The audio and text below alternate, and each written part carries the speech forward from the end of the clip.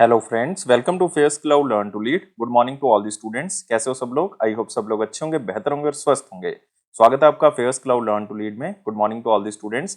जैसे कि आपको पता है कि हम फरवरी महीने के topic wise current affair start कर चुके हैं और हम बहुत से टॉपिक्स कवर कर चुके हैं, लेकिन आज का जो हमारा टॉपिक्स है वो है मेमोरेंडम ऑफ अंडरस्टैंडिंग और एग्रीमेंट, जो कि फरवरी के महीने में साइन हुआ है। तो ये टॉपिक तो बहुत इंपॉर्टेंट है बैंकिंग स्टूडेंट्स के लिए, लेकिन बाकी भी ध्यान रखें, अगर कोई कमेटी, कोई मेमोरेंडम ऑफ अंडरस्टैंडिंग, कोई एग्रीमेंट बहुत ही अच्छा साइन होता है तो आपको किसी भी एग्जाम में पूछा जा सकता है। तो इसलिए वीडियो को लास्ट तक सुनना है और ध्यान से आगे बढ़ना है। लेकिन सबसे पहले आप हमारी एप्लीकेशन को डाउनलोड कर लें, करियर्स क्लाउड को अपने गूगल प्ले स्टोर के ऊपर जाएं और इसको डाउनलोड करें। उसके बाद अपनी ईमेल आईडी के थ्रू लॉगिन कर लें और लॉगिन करने के बाद क्रैक करंट अफेयर्स के ऊपर क्लिक करना है। आप 1 साल या 2 साल की सब्सक्रिप्शन जो है वो बाय कर सकते हैं। दोनों का ही प्राइस बहुत कम है। एक बार मेरे कहने से प्राइस जरूर चेक करें, आप खुद हैरान हो जाएंगे कि इतने कम प्राइस पे हम आपको बहुत सी चीज़ें प्रोवाइड कर रहे हैं। तो क्या क्या आपको मिलेगा? आपको मिलेंगे daily current affair. Daily current affair में दोस्तों 3 सेक्शंस होंगे। एक में डिटेल करंट अफेयर होंगे, एक में question and answer format current affairs होंगे जो कि आपको ई बुक की मदद से मिलेंगे, और एक होगा क्विज जो कि आप हमारी एप्लीकेशन के ऊपर डेली अटेम्प्ट कर सकते हो। ऐसे ही वीकली सेक्शन तैयार किया गया जिसमें आपको 2 पीडीएफ्स मिलेंगी, जिसमें एक डिटेल करंट अफेयर की होगी, एक क्वेश्चन एंड आंसर फॉर्मेट होगा, लेकिन एक क्विज होगा जो कि हर हफ्ते आप हमारी एप्लीकेशन के ऊपर अटेम्प्ट कर सकते हो। नेक्स्ट होगा मंथली सेक्शन। इसमें 4 तरह की पीडीएफ्स मिलेंगी जो कि अलग अलग तरह से आप यूटिलाइज कर सकते हो। जैसे कि स्टडी पीडीएफ है, ये डिटेल करंट अफेयर है जिसमें आपको थ्योरेटिकल करंट अफेयर मिल जाएगा। एक क्वेश्चन एंड आंसर फॉर्मेट में जितने भी करंट अफेयर डिटेल में मिलेंगे वो क्वेश्चन एंड आंसर फॉर्मेट में इसमें मिल जाएंगे, तो प्रैक्टिस यहां से कर सकते हो। बेस्ट 100 करंट अफेयर्स भी आपको दिए जाएंगे जो कि उस महीने के बेस्ट करंट अफेयर्स होंगे। उसमें 100 करंट अफेयर जो है वो क्वेश्चन एंड आंसर फॉर्मेट में आपको दिए जाएंगे। एक पॉकेट पीडीएफ होगी, मतलब जल्दी जल्दी में करंट अफेयर्स को रिवाइज करने के लिए 2 लाइन में 3 लाइन में, तो आप इसका यूज कर सकते हैं। इसी के साथ हम आपको दे रहे हैं टॉपिक वाइज करंट अफेयर। हम 20 बहुत ही इंपॉर्टेंट टॉपिक्स की अलग अलग पीडीएफ आपको प्रोवाइड करेंगे। अगर आप पर्टिकुलर किसी एग्जाम के लिए कुछ टॉपिक्स को रिवाइज करना चाहते हैं, जैसे कि आप इंपॉर्टेंट अपॉइंटमेंट्स को रिवाइज करना चाहते हैं, अवार्ड्स को रिवाइज करना चाहते हैं, तो इस पीडीएफ के थ्रू आप कर सकते हैं। अगर आप बैंकिंग स्टूडेंट है, बैंकिंग एग्जाम की तैयारी कर रहे हैं, तो हम आपको 3 अलग चीज़ें प्रोवाइड करेंगे, जिसमें बैंकिंग एंड इकोनॉमी से रिलेटेड डिटेल करंट अफेयर, उसी से related question and answer format current affair आपको पीडीएफ में मिल जाएगा, और बैंकिंग एंड इकोनॉमी का क्विज भी आप अटेम्प्ट कर सकते हो। हर महीने अटेम्प्ट कर सकते हो हमारी एप्लीकेशन के ऊपर। और अगर जितना भी करंट अफेयर अभी तक हो चुका है, जैसे मान लो आपका एग्जाम जो है वो 30 मई को है, तो 29 मई तक जितना भी करंट अफेयर हो चुका है वो सारा का सारा एक ही पीडीएफ से रिवाइज करने के लिए उसी साल का आप एग्जाम पीडीएफ का यूज कर सकते हैं। आपको डिटेल में बजट और इकोनॉमिक सर्वे दिया जाएगा। इसमें आपको 2 चीजें मिलेंगी, एक तो डिटेल, एक क्वेश्चन एंड आंसर फॉर्मेट में भी हम आपको बताएंगे कि कौन कौन से क्वेश्चन बजट और इकोनॉमिक सर्वे से बनाए जा सकते हैं। और अगर आप किसी भी स्टेट एग्जाम की तैयारी कर रहे हैं तो हम आपको हर स्टेट का, हर यूनियन टेरिटरी का करंट अफेयर भी अलग से प्रोवाइड करते हैं। तो ये सारी चीजें दोस्तों अलग अलग नहीं, सिर्फ एक ही सब्सक्रिप्शन में आपको मिलेंगी। सिर्फ आप हमारी एप्लीकेशन को डाउनलोड करें, क्रैक करंट अफेयर्स के ऊपर क्लिक करके उसको सब्सक्राइब करें। उसके बाद जो है वो आप 10% एक्स्ट्रा डिस्काउंट भी ले सकते हो। वो मिलेगा आपको अगर आप इस कोड का यूज करोगे ASH10 का। लेकिन किसी भी तरह की क्वेरी है तो इस ईमेल आईडी पे हमें मेल कर सकते हैं, इस नंबर पे हमें कांटेक्ट भी कर सकते हैं। तो स्टार्ट करते हैं फरवरी महीने के टॉपिक वाइज करंट अफेयर, जिसमें आज का टॉपिक है memorandum of understanding and agreement. जिसमें पहला क्वेश्चन है, कौन सी स्टेट रोड ट्रांसपोर्ट कॉर्पोरेशन ने रिसेंटली एक एग्रीमेंट साइन किया है नेलसॉफ्ट प्राइवेट लिमिटेड के साथ, ताकि एंटरप्राइज रिसोर्स प्लानिंग को इंप्लीमेंट किया जा सके। मतलब उस ट्रांसपोर्ट कॉर्पोरेशन के अंदर कितने एम्प्लॉइज हैं, कितने व्हीकल्स हैं, इन सब चीजों को अच्छे से मैनेज किया जा सके और देखा जा सके कि किस तरह से रिसोर्सेज को यूज किया जा सकता है। और ये है तेलंगाना। तो आंसर क्या होगा इसका? 2 होगा। तो Telangana state road transport corporation एक मेमोरेंडम ऑफ अंडरस्टैंडिंग साइन करता है नेलसॉफ्ट प्राइवेट लिमिटेड के साथ, ताकि ERP, जिसको हम कह देते हैं एंटरप्राइज रिसोर्स प्लानिंग, इंप्लीमेंटेशन हो सके। और इसका मतलब यही है कि जितने भी व्हीकल, लाइक 10,000 व्हीकल्स जो हैं वो तेलंगाना रोड ट्रांसपोर्ट कॉर्पोरेशन के पास हैं, और लगभग 47,500 के आसपास एम्प्लॉइज है, और इनको देखने के लिए 200 अलग से ऑफिशियल जो हैं वो अपॉइंटेड हैं। अब इनको बहुत ही सही तरीके से यूज किया जा सके रिसोर्सेज को, उसके लिए ये टाई अप किया गया है। मतलब नेलसॉफ्ट प्राइवेट लिमिटेड जो है वो तेलंगाना रोड्स ट्रांसपोर्ट कॉर्पोरेशन की हेल्प करेगा। और तेलंगाना रोड ट्रांसपोर्ट कॉर्पोरेशन ऐसा पहला रोड ट्रांसपोर्ट कॉर्पोरेशन है इंडिया के अंदर जो कि इस तरह से एंटरप्राइज रिसोर्स प्लानिंग के लिए एक एग्रीमेंट साइन करता है। और लगभग डेली 45 लाख पैसेंजर्स जो हैं वो तेलंगाना रोड ट्रांसपोर्ट कॉरपोरेशन के जो व्हीकल्स हैं उनकी सर्विसेज जो हैं वो अडॉप्ट करता है। लगभग 3000 रूट जो हैं वो स्टेट के अंदर ट्रांसपोर्ट डिपार्टमेंट के बने हुए हैं। अगले क्वेश्चन के ऊपर आते हैं।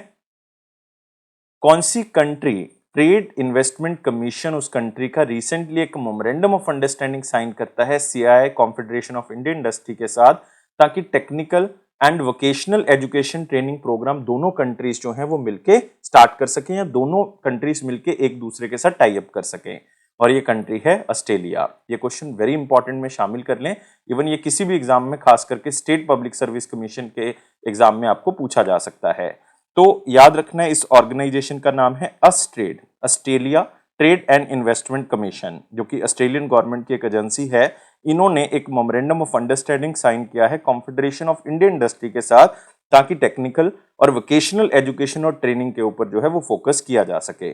मतलब जो ऑस्ट्रेलिया के जो ट्रेनिंग स्टैंडर्ड्स हैं वो इंडिया में भी जो है वो डिलीवर किए जा सके, चाहे वो ऑटोमेटिव से रिलेटेड हो, चाहे वो हेल्थ से रिलेटेड हो, चाहे वो इंफॉर्मेशन टेक्नोलॉजी से रिलेटेड हो, साइबर सिक्योरिटी से हो, रिन्यूएबल एनर्जी हो, सप्लाई चेन हो, वाटर मैनेजमेंट हो, कोई भी चीज है उसके अंदर जो है वो वोकेशनल और ट्रेनिंग प्रोग्राम या टेक्निकल जो प्रोग्राम्स हैं वो ऑस्ट्रेलिया की मदद से इंडिया में भी स्टार्ट किए जा सकें, या जो इंडिया की चीजें बेहतर हैं वो ऑस्ट्रेलिया में प्रोवाइड की जा सकें। और ऑस्ट्रेलिया और इंडिया फ्यूचर स्किल इनिशिएटिव जो है वो 4 साल का ये प्रोग्राम है। बेसिकली ये साइन हुआ है ऑस्ट्रेलियन गवर्नमेंट और इंडियन गवर्नमेंट के बीच में, जिसमें फ्यूचर स्किल्स के ऊपर काम किया जाएगा। और इससे क्या होगा, इंडिया और ऑस्ट्रेलिया के बीच में जो बायलेटरल रिलेशन है वो भी क्या होंगे, दोनों कंट्रीज में बहुत ही अच्छे होंगे और इंप्रूव होंगे। अगले क्वेश्चन के ऊपर आते हैं। कौन सी स्टेट गवर्नमेंट है जिसने रिसेंटली एक मेमोरेंडम ऑफ अंडरस्टैंडिंग साइन किया है पतंजलि फूड लिमिटेड के साथ, ताकि पाम ऑयल कल्टीवेशन के ऊपर फोकस किया जा सके, उसको बढ़ाया जा सके। तो ये पतंजलि फूड्स लिमिटेड के साथ साइन हुआ है और ये स्टेट गवर्नमेंट है नागालैंड। तो आंसर क्या होगा इसका, एक होगा।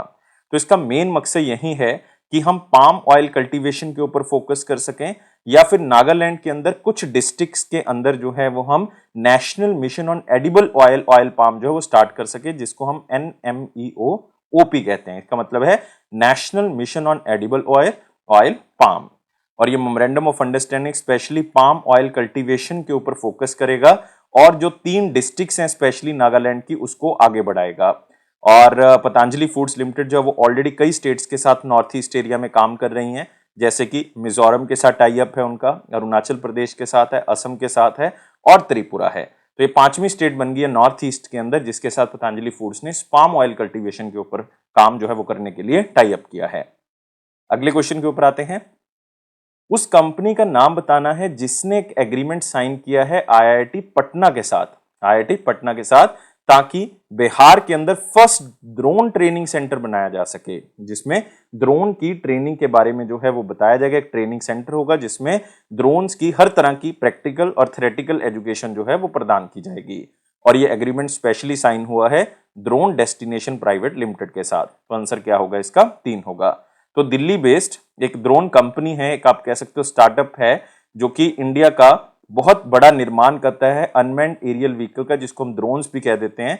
और ये ड्रोन्स की ट्रेनिंग मतलब उनकी मैन्युफैक्चरिंग किस तरह से की जा सकती है उसके बारे में IIT पटना की एक्सपर्टीज लेगा और बाद में जो है वो ड्रोन्स को डेवलप करेगा। और ये बिहार का पहला DGC अप्रूव्ड मतलब directorate general of civil aviation approved जो है वो ड्रोन ट्रेनिंग सेंटर एक बनाया जाएगा। और ये जो हमारी कंपनी है जो कि बहुत ही इंपॉर्टेंट है ड्रोन डेस्टिनेशन, ये Indira Gandhi national flying academy के साथ भी टाई अप कर चुकी है। Indira Gandhi national flying academy के साथ टाई अप कर चुकी है under the ministry of civil aviation, कि ये कई सेंटर और इंडिया में इस तरह के ट्रेनिंग सेंटर जो है वो खोलेंगे। और IIT पटना ऑलरेडी डेवलप कर चुका है कि एक ऐसा ड्रोन सेंटर ऑफ एक्सीलेंस जो है वो हम कैंपस में डेवलप करेंगे, जिससे अनमैन्ड एरियल व्हीकल का जो इकोसिस्टम है, जो पूरा का पूरा इन्वायरमेंट है, वो भी अच्छा जो है वो बन के आगे बढ़ेगा। तो इसमें ड्रोन की मैन्युफैक्चरिंग किस तरह से उसमें टेक्नोलॉजी को चेंज करना है, इनोवेशन लेके आनी है, तो IIT पटना जो है उसमें अपनी एक्सपर्टीज भी प्रदान करेगा। लेकिन इसमें खास पॉइंट क्या है कि ये बिहार का पहला ड्रोन ट्रेनिंग सेंटर है, ये आपने याद रखना है। अगले क्वेश्चन के ऊपर आते हैं। उस मिनिस्ट्री का नाम बताना है जिसने एक एग्रीमेंट साइन किया, MOU साइन किया है इंजीनियर्स इंडिया लिमिटेड के साथ, ताकि वेस्ट टू एनर्जी के ऊपर काम किया जा सके, मतलब वेस्ट से एनर्जी बनाई जा सके। और एक बायोमेथिनेशन प्रोजेक्ट्स जो हैं वो लगाए जा सकें, ताकि हम ज्यादा से ज्यादा पॉपुलेशन को जो है वो सपोर्ट कर सके, हम रिन्यूएबल एनर्जी के ऊपर फोकस कर सके। लेकिन ये अभी होगा मिलियन प्लस पॉपुलेशन सिटीज में ही। तो ये स्पेशली इनिशिएटिव स्टार्ट किया है ministry of housing and urban affairs में। आंसर क्या होगा? 2 होगा। तो याद रखना है, ministry of housing and urban affairs एक एमओयू साइन करता है इंजीनियर्स इंडिया लिमिटेड के साथ, ताकि वेस्ट टू एनर्जी और बायोमेथिनेशन प्रोजेक्ट जो वो स्टार्ट कर सके उन सिटीज में जहां पे मिलियन प्लस पॉपुलेशन है। तो इससे क्या होगा, इंडिया का जो ग्रीन एजेंडा है, मतलब ग्रीन ग्रोथ एजेंडा है, वो ज्यादा इंप्रूव होगा। तो इसमें काम क्या होगा कि जो इंजीनियर्स इंडिया लिमिटेड है वो बेसिकली मिलियन प्लस सिटीज को चुनेगी और वहां पे उस तरह के प्रोजेक्ट लाएगी जिसमें वेस्ट मैनेजमेंट का काम हो, जिसमें हम कह सकते हैं कि बायो मैथिनेशन मतलब बायो एनर्जी के ऊपर फोकस किया जा सके। और अभी फिलहाल इन्होंने 25 ऐसी शहरों को चुन लिया है जो कि मिलियन प्लस पॉपुलेशन से बिलोंग करते हैं, और पहला फेज इनका स्टार्ट हो चुका है जिसमें ये बड़े बड़े प्लांट लगाएंगे वेस्ट टू एनर्जी को लेकर, ताकि रिन्यूएबल एनर्जी के ऊपर फोकस किया जा सके। अगले क्वेश्चन के ऊपर आते हैं। Which of the following ministries, कौन सी मिनिस्ट्री है जिसने रिसेंटली एक मेमोरेंडम ऑफ अंडरस्टैंडिंग साइन किया है national bank for agriculture and rural development के साथ, और जो common service centre e governance services India limited है, ताकि जो प्राइमरी एग्रीकल्चर क्रेडिट सोसाइटीज हैं वो कॉमन सर्विस सेंटर की तरह ऑपरेट कर सके। देखो बहुत ही सिंपल है कि रूरल एरिया है, रूरल एरिया में अब लोगों को सुविधाएं चाहिए, तो जो प्राइमरी एग्रीकल्चर सोसाइटीज हैं वो सरकार की सारी स्कीम जो है वो रूरल एरिया तक पहुंचा सकें। तो वो कैसे पहुंचाएंगी? अगर कॉमन सर्विस सेंटर की जो सुविधाएं हैं वो यही प्राइमरी एग्रीकल्चर क्रेडिट सोसाइटी में ही मिल जाएं। तो अब ये टाई अप स्पेशली किया गया है। कौन सी मिनिस्ट्री इसमें साथ देगी? इसमें मिनिस्ट्री देगी इलेक्ट्रॉनिक्स एंड इंफॉर्मेशन टेक्नोलॉजी और मिनिस्ट्री ऑफ कॉर्पोरेशन। तो आंसर क्या होगा इसका? Both 1 and 2। तो जो मिनिस्ट्री ऑफ कॉर्पोरेशन है, ministry of electronics information technology है, 2 ऑर्गेनाइजेशन होगी। फिर इसमें नाबार्ड है हमारे पास, फिर इसमें साथ में कॉमन सर्विस सेंटर है e governance services India limited का। इन्होंने प्राइमरी एग्रीकल्चर क्रेडिट सोसाइटीज के साथ टाई अप किया है, और कॉमन सर्विस सेंटर की जो सुविधाएं हैं वो ये प्राइमरी एग्रीकल्चर क्रेडिट सोसाइटी प्रदान कर सके, इसलिए ये टाई अप किया गया है। तो इसका मतलब जो प्राइमरी एग्रीकल्चर क्रेडिट सोसाइटीज हैं वो कॉमन सर्विस सेंटर की सारी फैसिलिटीज जो हैं, लगभग 300 के आसपास सरकार की सर्विसेज जो हैं वो रूरल एरिया में पहुंचाएंगी, और लगभग इससे 13 करोड़ जो किसान घर हैं उनको बेनिफिट मिलेगा। अगले क्वेश्चन के ऊपर आते हैं। Which countries trade and investment commission, कौन सी कंट्री का ट्रेड और इन्वेस्टमेंट कमीशन रिसेंटली एक टाई अप करता है लेदर्स के सेक्टर स्किल काउंसिल के साथ, ताकि technical and vocational education and training program कर सके। देखो हमने पहले भी एक क्वेश्चन कवर किया है, दूसरा क्वेश्चन जो हमारा था कि वोकेशनल एजुकेशन, टेक्निकल और ट्रेनिंग प्रोग्राम्स के लिए कौन सी कंट्री के ट्रेड इन्वेस्टमेंट कमीशन ने टाई अप किया है? ऑस्ट्रेलिया ने। अब ये स्पेशली एक सेक्टर यहां पे मेंशन है कि लेदर सेक्टर स्किल काउंसिल के साथ टाई अप किया है, ताकि लेदर सेक्टर को इंडिया के अंदर जो है वो इंप्रूव किया जा सके। वहां पे जो ऑस्ट्रेलिया के best to best leather industries हैं वो इंडिया के अंदर ट्रेनिंग प्रोवाइड कर सके और इंडिया के साथ ट्रेड भी कर सके। तो याद रखना है, लेदर सेक्टर स्किल काउंसिल जो है वो एक नॉन प्रॉफिट ऑर्गेनाइजेशन है, जिसका मेन मकसद यही है कि स्किल्ड वर्कफोर्स जो है वो लेदर सेक्टर में हम क्रिएट कर सकें और बेहतर बना सकें, इसकी डिमांड को बढ़ा सकें। और ऑस्ट्रेलिया और इंडिया पहले ही हम बात कर चुके हैं कि फ्यूचर स्किल इनिशिएटिव जो है वो टाई अप कर चुका है, और ये कितने साल के लिए किया है? 4 साल के लिए। अगले क्वेश्चन के ऊपर आते हैं। जो department of agriculture and farmers welfare है गवर्नमेंट ऑफ इंडिया का, वो एक एमओयू साइन करता है डेवलपमेंट इनोवेशन लैब के साथ। कौन सी यूनिवर्सिटी की डेवलपमेंट इनोवेशन लैब है, ताकि फूड सिक्योरिटी को अच्छा किया जा सके और फार्मर्स की इनकम को बढ़ाया जा सके। बेसिकली रूरल एरिया के ऊपर फोकस किया जाएगा, और ये है हमारे पास यूनिवर्सिटी ऑफ शिकागो। आंसर क्या होगा इसका? 4 होगा। तो मेन ऑब्जेक्टिव यही है कि इनोवेशन को प्रमोट किया जा सके फूड सिक्योरिटी के अंदर, क्लाइमेट चेंज के ऊपर फोकस किया जा सके ताकि फार्मर्स की इनकम को डबल किया जा सके, और अगर क्लाइमेट चेंज के ऊपर फोकस करते हैं तो फूड सिक्योरिटी अपने आप ही इंप्रूव हो जाएगी। तो आपने याद रखना है, ये यूनिवर्सिटी ऑफ शिकागो के साथ टाई अप हुआ है, बेसिकली उनकी डेवलपमेंट इनोवेशन लैब के साथ टाई अप हुआ है। ये न्यू दिल्ली में स्थित है, तो उसके साथ ये टाई अप किया गया है। अगले क्वेश्चन के ऊपर आते हैं। उस मिनिस्ट्री का नाम बताना है जिसने एक एमओयू साइन किया है डिजिटल ग्रीन के साथ under the public private partnership platform के अंदर, ताकि डिजिटल एक्सटेंशन प्लेटफॉर्म जो है वो बनाया जा सके, उसके ऊपर फोकस किया जा सके। और फिर से यहां पे नाम होगा ministry of agriculture and farmers welfare. Answer क्या होगा इसका? 2 होगा।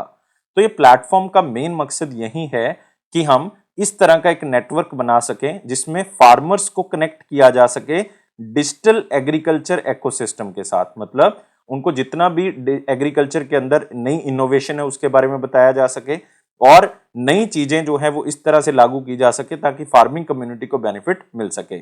और साथ ही साथ जो ministry of agriculture and farmers welfare है, इन्होंने एक नया सर्टिफिकेशन सिस्टम निकाला है स्पेशली ऑर्गेनिक कॉटन के लिए, ऑर्गेनिक कॉटन के लिए। और ये बहुत ही अच्छा इनिशिएटिव है जिससे क्या होगा, इंडिया का एक्सपोर्ट जो है वो बढ़ेगा, क्योंकि इंडिया में ऑर्गेनिक कॉटन की खेती बहुत ही अच्छे तरीके से होती है, खास करके महाराष्ट्र और गुजरात वाले एरिया में। तो वहां से हम कॉटन का एक्सपोर्ट जो है वो बढ़ा सकते हैं, बढ़िया क्वालिटी की कॉटन जो है वो बाहर बेच सकते हैं। तो स्पेशली इसके लिए कमेटी भी बनाई गई है और इसमें यह देखा जाएगा कि अलग अलग फसलों की हम सर्टिफिकेशन करके भेजें। जब सर्टिफिकेशन होगी, क्वालिटी टेस्टिंग होगी, तो बाहर जो है वो क्या होगा, उसका एक्सपोर्ट जो है वो बढ़ेगा। इसलिए डिजिटल एक्सटेंशन प्लेटफॉर्म बनाया गया ताकि बाहर की मार्केट में भी हमारी चीजें जो हैं वो बढ़ सके। अगले क्वेश्चन के ऊपर आते हैं। कौन से इंस्टीट्यूट और यूनिवर्सिटी ने रिसेंटली एक एग्रीमेंट साइन किया है डायरेक्टरेट जनरल ऑफ जीएसटी मतलब goods and services tax intelligence के साथ, ताकि डिजिटल फोरेंसिक लैब के ऊपर फोकस किया जा सके, उसको बनाया जा सके। और ये इंस्टीट्यूट है national forensic science university. Answer क्या होगा, 4 होगा। तो क्यों टाई अप किया गया है, तो मेन मकसद यही है कि हम डिजिटल फोरेंसिक लैब्स बना के जो है वो इंफॉर्मेशन शेयर कर सकें, नॉलेज को आगे बढ़ा सकें, टेक्नोलॉजिकल एडवांसमेंट का हम उपयोग कर सकें और स्किल डेवलपमेंट कर सकें, ताकि ज्यादा से ज्यादा डिजिटल फोरेंसिक का अगर यूज होगा तो जो लोग टैक्स की चोरी करते हैं खास करके जीएसटी के अंदर, और उनको फोरेंसिक लैब की मदद से जल्दी पकड़ सकें और जितने भी गिल्टी हैं उनको सजा दे सकें। मतलब हम फोरेंसिक लैब की मदद से हम डाटा को जल्दी से जल्दी चेक कर सकते हैं, डाटा को जल्दी से जल्दी जो है वो देख सकते हैं, जिसके कारण हम टैक्स इवेजन को रोक सकते हैं। तो यही है बेसिकली जीएसटी जो इंटेलिजेंस विंग है उसके साथ टाई अप करने का नेशनल फोरेंसिक साइंस यूनिवर्सिटी का। अगले क्वेश्चन के ऊपर आते हैं। कौन सी स्टेट गवर्नमेंट है जिसने रिसेंटली एक मेमोरेंडम ऑफ अंडरस्टैंडिंग साइन किया है इंडिया हेल्थ लिंक के साथ, जो कि एक प्राइवेट लिमिटेड कंपनी है, ताकि एच पोड नाम से एक हेल्थ एटीएम सेटअप किया जा सके। तो ये स्टेट गवर्नमेंट कौन सी है, उत्तर प्रदेश। आंसर क्या होगा, 4 होगा। तो याद रखना है इंडिया हेल्थ लिंक जो कि एक प्राइवेट लिमिटेड कंपनी है, जो कि डिजिटल हेल्थ और मेडिकल डिवाइस स्टार्टअप कंपनी है, जो कि एक छोटे छोटे जो मेडिकल इक्विपमेंट्स है या हेल्थ से रिलेटेड जो डिजिटल इक्विपमेंट्स है वो बनाती हैं।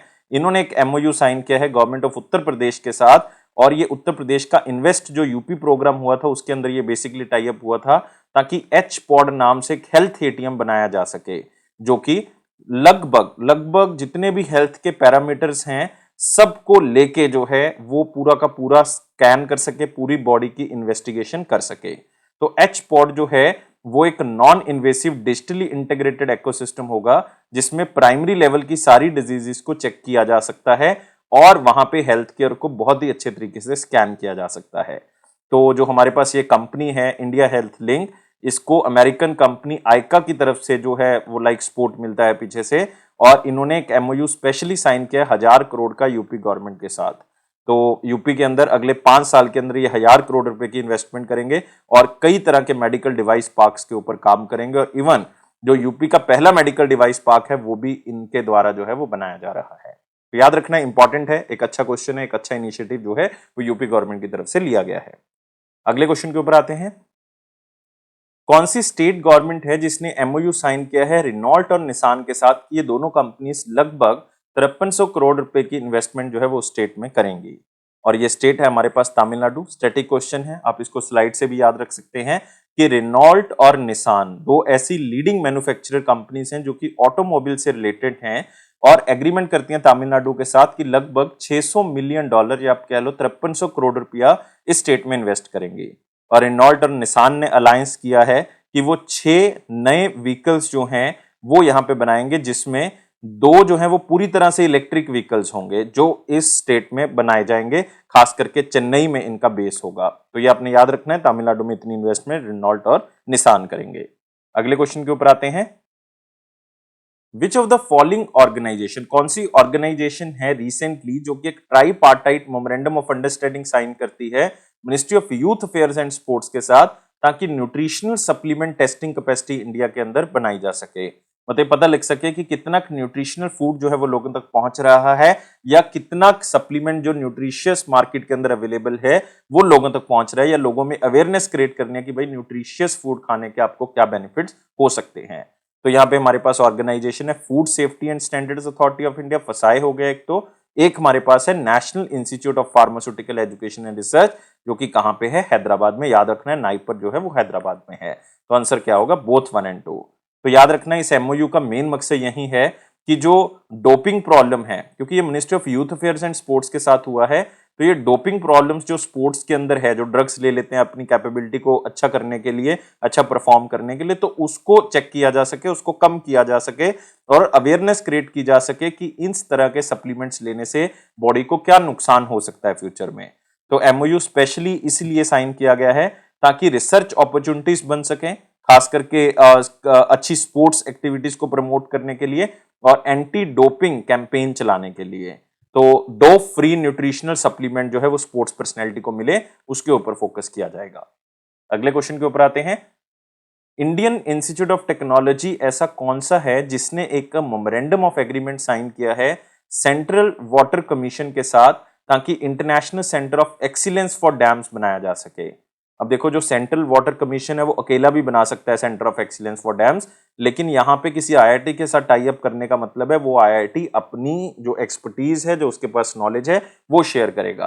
और ये आईआईटी कौन सा है हमारे पास, रुड़की। तो आंसर क्या होगा इसका, एक होगा। तो आईआईटी रुड़की और सेंट्रल वाटर कमीशन दोनों ने एक मेमोरेंडम ऑफ एग्रीमेंट साइन किया कि सेंटर ऑफ एक्सीलेंस बनाएंगे भाई डैम्स को लेके, और ये डैम्स को लेके बनाया जाएगा कहां पे, आईआईटी रुड़की में ही बना दिया जाएगा। और आईआईटी रुड़की की जो अच्छी फैकल्टी है जो इससे रिलेटेड है वो वहां पे डिप्लॉय करेंगे, वहां पे लगा देंगे। तो मिनिस्ट्री ऑफ जल शक्ति को बहुत ही ज्यादा अच्छा यहाँ पे लाइक आप कह सकते हो कि एक बेनिफिट मिलेगा कि आईआईटी रुड़की की एक्सपर्टीज से इस तरह का जो एक सेंटर ऑफ एक्सीलेंस बनाया गया उसको डैम्स को मैनेज करने का काम होगा। मतलब कई बार बारिश ज्यादा हो जाती है तो ओवरफ्लो हो जाता है पानी, तो छोड़ना होता है, कैसे किस तरह से उसको मैनेज करें उसके बारे में फोकस होगा।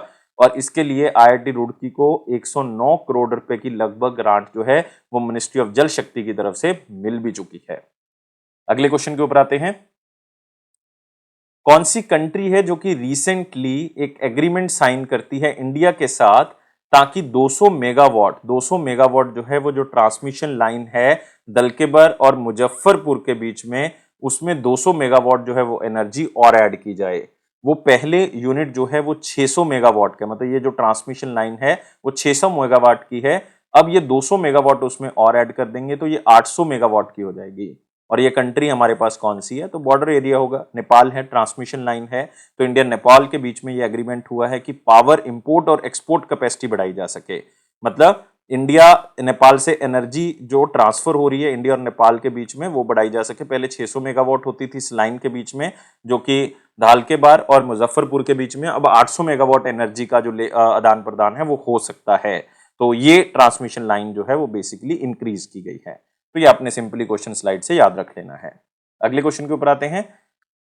इंडियन बायोगैस कंपनी का नाम बताना है रिसेंटली जो एक मेमोरेंडम ऑफ अंडरस्टैंडिंग साइन करती है नेशनल डेयरी डेवलपमेंट बोर्ड मरीदा लिमिटेड के साथ, ताकि एक प्रोग्राम लॉन्च किया जा सके, गोबर से समृद्धि प्रोग्राम। और वो कहां पे लॉन्च किया इन्होंने, आनंद गुजरात के अंदर। और ये नेशनल डेयरी डेवलपमेंट मरी की तरफ से, जो कि फुली ओन्ड सब्सिडरी है नेशनल डेयरी डेवलपमेंट बोर्ड की, उन्होंने एमओयू साइन किया है Systema.bio के साथ। तो आंसर क्या होगा इसका, एक होगा। और ये Systema.bio जो है वो इंडिया की लीडिंग बायोगैस कंपनी है, और दोनों ने मिलकर गोबर से समृद्धि नाम से एक प्रोग्राम स्टार्ट किया आनंद गुजरात के अंदर। तो एग्रीमेंट स्पेशली साइन किया गया कि जो छोटे किसान हैं या डेयरी फार्मर्स हैं जो डेयरी का काम करते हैं, वो किस तरह से वेस्ट से एनर्जी को जनरेट कर सकते हैं। इसलिए नाम है गोबर से समृद्धि, कि किस तरह से जो वेस्ट है, जो सॉलिड वेस्ट है, उससे एनर्जी जो है वो प्रदान की जा सकती है, उससे एनर्जी बनाई जा सकती है और फार्मर्स को एडिशनल इनकम हो सकती है। इससे जो डबल फार्मर्स की इनकम करने का सपना है वो भी जो है वो क्या हो सकता है, पूरा हो सकता है। और आपने एक नाम यहां पे याद रख लेना है, मिनीश शाह, जो कि चेयरमैन है नेशनल डेयरी डेवलपमेंट बोर्ड के। अगले क्वेश्चन के ऊपर आते हैं।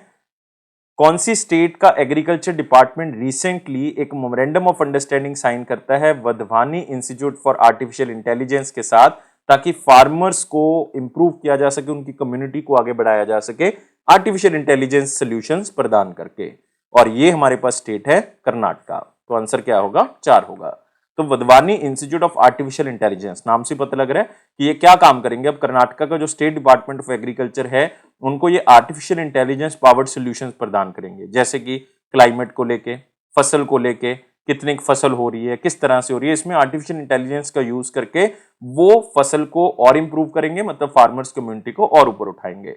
इसमें वो अर्ली पेस्ट वार्निंग भी प्रदान करेंगे, और कॉटन के लिए स्पेशली अलग से सॉल्यूशंस प्रदान किए जाएंगे, और कौन सी क्रॉप के लिए कौन सी मिट्टी चाहिए, कौन सा पेस्ट जो है वो यूज करना आपने, तो ये सारी चीजें जो है वो बताई जाएंगी। तो ये सारी चीजों को अच्छा करने के लिए, आर्टिफिशियल इंटेलिजेंस का यूज करने के लिए Wadhwani institute of artificial intelligence Karnataka के जो फार्मर्स हैं उनको अपनी आर्टिफिशियल इंटेलिजेंस टेक्नोलॉजी से उनको और इनकम प्रदान करने के सोर्सेज के बारे में बताएगा। अगले क्वेश्चन के ऊपर आते हैं। उस कंपनी का नाम बताना है रिसेंटली जिसने एक एमओयू साइन किया है YPFS से अर्जेंटीना के साथ, जो कि एनर्जी सेक्टर में योगदान देगा। तो देखो क्वेश्चन जो है वो इंपॉर्टेंट है। ONGC विदेश लिमिटेड के साथ ये टाई अप जो है वो किया गया है। आंसर क्या होगा? 2 होगा। तो ये एमओयू साइन किया गया है YPFSA कंपनी के साथ, जो कि अर्जेंटीना की कंपनी है। दोनों कंपनीज एनर्जी सेक्टर से रिलेटेड हैं। दोनों इस तरह से काम करेंगी कि ऑयल एंड गैस के क्षेत्र में हम और डेवलपमेंट कर सकें, हम इन्वेस्टमेंट प्रमोट कर सकें, और रिसर्च और ट्रेनिंग सेंटर जो हैं वो बना सकें। तो ये आपने याद रखना है।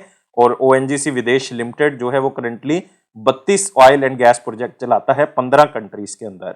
आते हैं अगले क्वेश्चन के ऊपर। विच कंपनी रिसेंटली साइंड, एक एमओयू साइन किया है दिल्ली मेट्रो रेल कॉर्पोरेशन के साथ, ताकि स्पेशल पर्पस व्हीकल लाइक उसको लीड किया जा सके, और वो स्पेशल पर्पस व्हीकल है कि बहरीन मेट्रो रेल प्रोजेक्ट का फेज 1 जो है वो बनाया जा सके। और दिल्ली मेट्रो रेल कॉर्पोरेशन के साथ ये टाई अप किया है BEML लिमिटेड ने। तो आंसर क्या होगा? 2 होगा। तो BEML लिमिटेड भारत अर्थ मूवर्स लिमिटेड ने, जो कि एक शेड्यूल ए कंपनी है, उसके अंदर आती है, मिनिस्ट्री ऑफ डिफेंस के अंदर आती है, वो एक एमओयू साइन करते हैं। ये एमओयू किसके साथ साइन होता है? दिल्ली मेट्रो रेल कॉर्पोरेशन के साथ साइन होता है, ताकि बहरीन मेट्रो रेल प्रोजेक्ट का फेज बनाया जा सके। बहुत ही अच्छी बात है कि दिल्ली मेट्रो रेल कॉर्पोरेशन जो है BEML के साथ मिलकर बहरीन मेट्रो रेल प्रोजेक्ट का फेज 1 जो है वो बनाएंगे। और ये प्रोजेक्ट का जो टाई अप है वो 30 किलोमीटर का नेटवर्क बनाने के लिए हुआ है, जो कि 20 स्टेशन होंगे बहरीन के अंदर। और दिल्ली मेट्रो पहले भी क्वालिफाई कर चुकी है, जैसे कि तेल अवीव मेट्रो प्रोजेक्ट है इजराइल के अंदर, उसके लिए जो है वो इनको टाई अप किया जा चुका है। और वैसे और भी कई इंटरनेशनल प्रोजेक्ट्स हैं, जैसे कि अलेक्जेंड्रिया है इजिप्ट के अंदर, हो चिन मिन ट्रेन है वो वियतनाम के अंदर बनाना है, मॉरिशस के अंदर है वो बनाना है। तो इस तरह के कई एग्रीमेंट्स के अंदर ये अपनी बिड जो है वो दे चुके हैं। अगले क्वेश्चन के ऊपर आते हैं। कौन सी कंपनी है रिसेंटली जो एक एमओयू साइन करती है aeronautical development agency and Cisco के साथ, ताकि advanced medium combat aircraft program जो है वो तैयार किया जा सके, और साथ ही साथ नेटवर्किंग एंड सिक्योरिटी के ऊपर फोकस किया जा सके। मतलब एक एग्रीमेंट एरोनॉटिकल डेवलपमेंट एजेंसी के साथ हुआ है, वो हुआ है एडवांस्ड मीडियम कॉम्बैट एयरक्राफ्ट के लिए, और सिस्को के साथ हुआ है ताकि नेटवर्किंग एंड सिक्योरिटी के ऊपर फोकस किया जा सके। और ये कंपनी है BEL भारत इलेक्ट्रॉनिक्स लिमिटेड। तो आंसर क्या होगा इसका? 2 होगा। तो एक पब्लिक सेक्टर अंडरटेकिंग कंपनी है, मिनिस्ट्री ऑफ डिफेंस का हिस्सा है। इन्होंने 2 एमओयू साइन किया, मैं पहले भी बता चुका हूं। एक एरोनॉटिकल डेवलपमेंट एजेंसी के साथ साइन हुआ है, स्पेशली वो एडवांस मीडियम कॉम्बैट एयरक्राफ्ट के लिए हुआ है। और ये एडवांस मीडियम जो कॉम्बैट एयरक्राफ्ट है, ये 5th generation multi role all weather fighter aircraft होगा, जिसको बनाए इस तरह से जाएगा कि हर तरीके की प्रॉब्लम को सॉल्व किया जा सके, खास करके सिक्योरिटी को लेके। और दूसरा टाई अप हुआ है जो सिस्को के साथ हुआ है, ताकि नेटवर्किंग के अंदर कोलैबोरेशन की जा सके और सिक्योरिटी को और इंप्रूव किया जा सके, और इस तरह की और सर्विसेज ली जा सके सिस्को से। और ये एग्रीमेंट जो है वो एरो इंडिया शो हुआ था 2023 का, वहां पे साइन हुआ। लेकिन आपने इसमें याद रखना है एरो इंडिया 2023 जो है वो कहां पे हुआ था? बेंगलुरु के अंदर। अगले क्वेश्चन के ऊपर आते हैं। Which society of ministry of electronics and information technology, कौन सी society ministry of electronics and information technology की एक एमओयू साइन करती है कॉमन सर्विस सेंटर एकेडमी के साथ, ताकि डिजिटल लिटरेसी को इंप्रूव किया जा सके इंडिया के अंदर, और स्किल डेवलपमेंट के ऊपर फोकस किया जा सके। और ये स्पेशल एग्रीमेंट हुआ है national institute of electronics and information technology, जो कि किसका पार्ट है, ministry of electronics and information technology का। ये कॉमन सर्विस सेंटर अकेडमी के साथ टाई अप करते हैं ताकि जो नया युवा है उसको हम डिजिटल लिटरेसी के ऊपर ध्यान देने के लिए कहें, उनको ट्रेनिंग प्रदान करें, वोकेशनल कोर्सेज चलाएं और स्किल डेवलपमेंट के ऊपर फोकस कर सकें, जैसे कि इंफॉर्मेशन टेक्नोलॉजी के ऊपर फोकस कर सकें ताकि उनको फ्यूचर रेडी बना सकें। उनको ट्रेनिंग और सर्टिफिकेशन प्रोग्राम कई तरह के जो है वो स्टार्ट करके दिए जाएंगे और ये सारे training program national institute of electronics and information technology की बदौलत जो है वो स्टार्ट किए जाएंगे। अगले क्वेश्चन के ऊपर आते हैं।